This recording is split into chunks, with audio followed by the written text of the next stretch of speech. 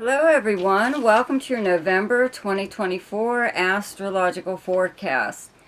Before I begin, I would just like to remind you that if you are going to order any kind of chart services from me for like next year or as a holiday gift or something or other, it's a good idea to put in your order now. If you wait until December, I can't guarantee that your stuff will be done by like the end of the month or whatever, or in time for the holidays. Okay, so just keep that in mind. And a special thank you to my subscribers for your continued support, for liking, sharing, and commenting on my videos. And if you like this video and you're new to my channel, please subscribe. Okay. So anyways, in November 1st starts off with a new moon in Scorpio, okay? Then on the 2nd, Mercury moves into Sagittarius, okay? On the 3rd, Mars moves into Leo.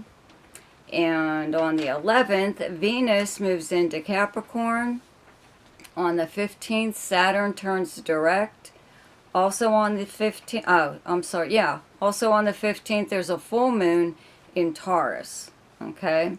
Then on the 19th, Pluto finally moves into Aquarius for good, okay? And on the 21st, the Sun moves into Sagittarius, and on the 25th, Mercury turns retrograde in Sagittarius, okay? So be sure to check out my weekly forecast, which are now like daily shorts. Okay, so now for your forecast. Hi, Sagittarius. So on November 1st, there's a new moon in Scorpio in your 12th house. Okay, that's where you have the sign of Scorpio. This 12th house is a hidden house, more or less. The sun is here up until the 21st. So you're still pretty active behind the scenes. The 12th house is activities by you or someone else behind the scenes. It's also secrets and confidences, your subconscious mind, your dreams, psychic ability, the house of charity, the house of confinement, such as prisons or being confined, let's say, to the home or a nursing home or a hospital for whatever reason, okay? So there's a new moon here bringing a new beginning in this area. You could be working on something anyways with the sun here. It doesn't necessarily have to be in secret. I would probably say that you are, though. You could actually be tweaking something, finishing up something that you've already been working on for a while or is already out there, you know, that everyone knows about, and you're just adding to it more or less, or yeah, whatever. Could be changing it in some way or other, but you're doing something a little different though with the new moon here, okay? Also, this is your house of solitude and your time to, your alone time to spend by yourself, you know, doing things that only you can do, you know. You don't need other people with you to do. So could be something like that you are beginning a new project, okay? That one may be the one that's kind of secret because you're not sure exactly where you're going to go with it, right? So anyways, on the 15th there's a full moon in Taurus in your 6th house. It's directly across from the 12th house. So the 6th house is the kind of work that you do, the workplace, your co-workers, your house of health, and your house of service to others, okay? So, you know, you could find out something, you know, around the new moon on the 1st. In fact, you could have, like, information that your co-workers don't have. Doesn't mean that you know, a higher up or someone gave you or pulled you aside and let you in on something that's going on. You just know something for some way or other. You either found it out yourself or whatever, okay? But something regarding the company that you work for or a co-worker or a higher up, okay? So it could come out around that full moon on the 15th.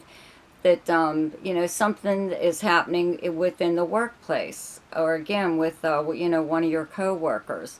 The planet Uranus is still transiting here, and it's very unpredictable.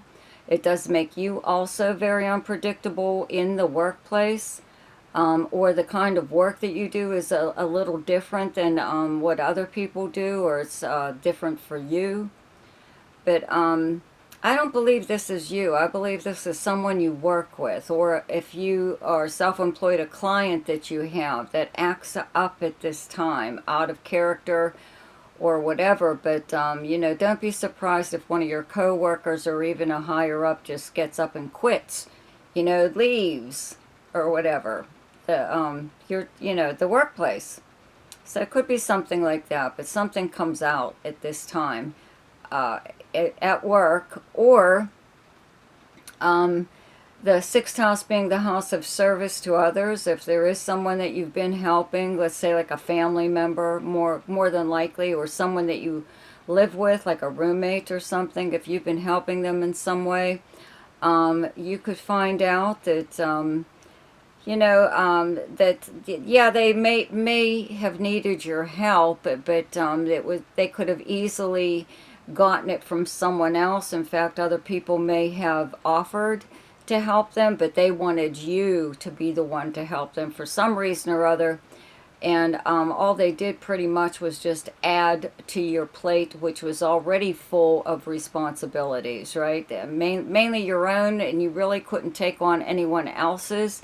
But this person, for some reason, wanted you to do that. Okay, so you could find out that around that full moon, that you know, there was no need for you to step in and help someone, because there were other people that already offered to help this person, but they didn't want it. They wanted you to be the one. Okay, so anyways, the sun does move into Sagittarius on the 21st. On the 2nd, though, Mercury moves into Sagittarius, okay? And Venus is still in Sagittarius up until the 11th. Then Mercury is direct the whole month up until the 25th, and then it turns retrograde in Sagittarius in your first house of personality and self, your first house of Sagittarius, okay?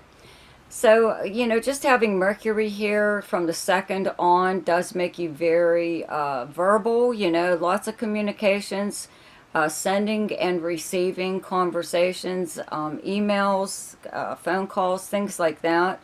You'll notice that these things pick up, this area picks up. You're hearing from a lot of people that you know, for whatever reason, you know, could be because it's like towards the end of the year and the holidays are coming up, and people could be wanting to make plans with you, or whatever, but you will have a lot more communications at this time, okay?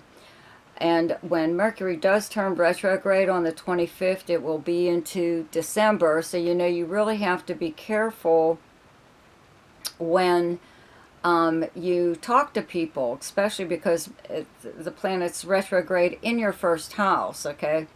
So you have to make sure that people clearly understand what you're saying. Be very explicit, especially when giving directions or instructions of any kind, or don't leave it up to chance that you assume that someone understands what you're talking about. This could even be like regarding the workplace too, if you have to discuss work with a coworker or co-workers, you know, once Mercury turns retrograde, you know, there could be a little bit of problems there, or with the work schedule, or vacation days, or taking time off, you know, maybe you had certain days that you had already planned and were already okayed by your employer, and something could come up where, you know, it doesn't happen, you know, because something else happens with the company, or a coworker, or an emergency, or whatever, you know. Whatever, it's just good for you to follow up once Mercury turns retrograde, especially on plans that you may have. If you make reservations for anything, make sure they're still there. If you're going to travel, if you're making plans even for your birthday, or whatever you're going to do for your birthday, you know, make sure that everything's still happening. You know, things change. When Mercury turns retrograde, things change, okay?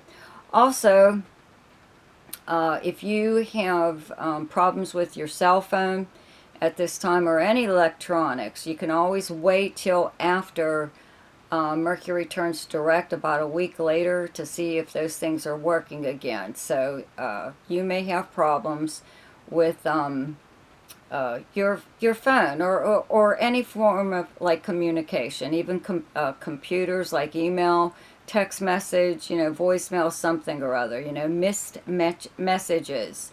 You could miss a message or someone could miss one of yours, okay? And it's still having Venus in your sign up until the 11th. You can still milk it those 11 days there where people are finding you very attractive, very appealing.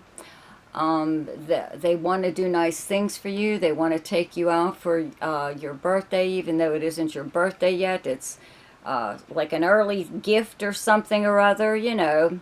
So that's nice. You're getting an awful lot of attention, which will really, really pick up when the sun moves here on the 21st, okay? On the 11th, though, Venus does leave your sign and move into Capricorn. In your second house, where you have Capricorn, second house being earned income and possessions. Venus is like governs like luxury items, artwork, things like perfume, cologne, beautiful, you know, just beautiful things, okay? So you could be on the receiving end of these things right now, okay? When Venus is in your first house, same thing, but even more so too when Venus moves into your second house of possessions. And these could be gifts, you know. I'm a Sagittarian too, so I know what it's like receiving that double gift, which is a birthday / Christmas gift or whatever other holiday you celebrate, okay? So yeah, I know what that's like. And this could be one of those times though, you know. I mean, Venus moves here on the 11th and it's here all month in November. So you could be receiving birthday gifts early, you know, if your birthday's in December, whatever. But it is attracting. Venus will attract these things to you, one of them being money. So, you know, I always say, you know, Sagittarians are the gamblers of the Zodiac. Just having Venus here in your second house doesn't really denote some kind of gambling win. But, you know, if you were going to gamble like you normally would anyways, why not do it while Venus is in your own sign and also in your second house, okay? So while it's in a money house, it does really well there, okay? So Pluto does move into Aquarius on the 19th, fully into Aquarius and your third house where you have the sign of Aquarius. And I will be doing a video on Pluto in Aquarius. You'll have to listen to that for more detail. You won't notice really anything right off. It has been moving back and forth between Capricorn and Aquarius for about a year or so. So you may have noticed like a little bit of changes. Third house is like your neighborhood, your neighbors,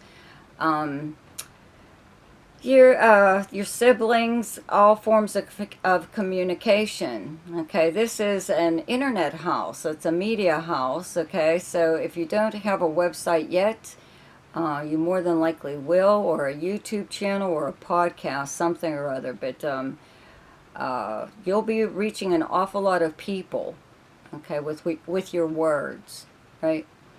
So also, Mars moves into Leo on the 3rd and your 9th house. That's where you have the sign of Leo. It is directly across from your 3rd house of Aquarius, okay?